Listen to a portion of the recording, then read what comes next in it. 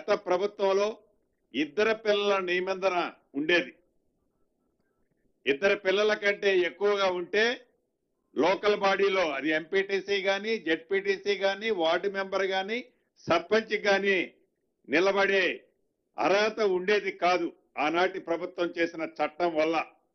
దాన్ని ముఖ్యంగా ఈరోజు కేబినెట్ లో మా సహచార మంత్రివర్యులు శ్రీహరి గారు వారు మొదట లేవనెత్తిన ఈ అంశాన్ని కేబినెట్ అంతా కూడా సానుకూలంగా స్పందించి దీన్ని ఈ నిబంధనని ఎత్తేయాలని రాష్ట్ర ప్రభుత్వం ఈరోజు కేబినెట్ నిర్ణయం తీసుకోవడం జరిగింది.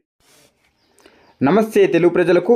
స్థానిక ఎన్నికలలో ఇద్దరు పిల్లల నిబంధన ఎత్తివేత, న్యాయ నిపుణుల సూచనలతో బీసీ కోటాపై ముందుకు రాష్ట్ర కేబినెట్ భేటీలో కీలక నిర్ణయాలు.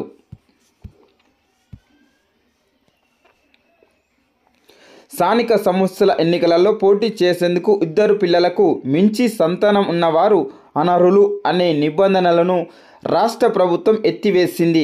ఈ మేరకు కేబినెట్లో కీలక నిర్ణయం తీసుకున్నది. రాష్ట్రంలో జనాభా నియంత్రణ కట్టుదిట్టంగా అమలవుతున్నందున ఈ గరిష్ట నిబంధనను అమలు చేయాల్సిన అవసరం లేదనే అభిప్రాయాల మేరకు నిర్ణయం తీసుకున్నట్లు ప్రకటించింది.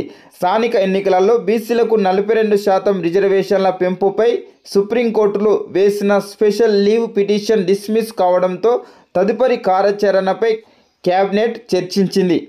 కేసును వాదించిన సీనియర్ న్యాయవాదులు న్యాయ నిపుణుల సలహాలు సూచనల మేరకు ముందుకు వెళ్లాలని నిర్ణయించింది. 2 రోజులలో న్యాయ నిపుణుల అభిప్రాయాలతో నివేదిక ఇవ్వాలని అధికారులను కేబినెట్ ఆదేశించింది. వానాకాలం సీజన్లో పండించిన ప్రతి ధాన్యం గింజను కొనేందుకు పకడ్బందీగా ఏర్పాటు చేయాలని నిర్ణయించింది. వడ్లకు చెల్లించే మద్దతు ధరతో పాటు సన్న వడ్లకు ఇచ్చే ₹500 బోనస్ను రైతుల ఖాతాలో వెంటనే జమ చేస్తామని తెలిపారు.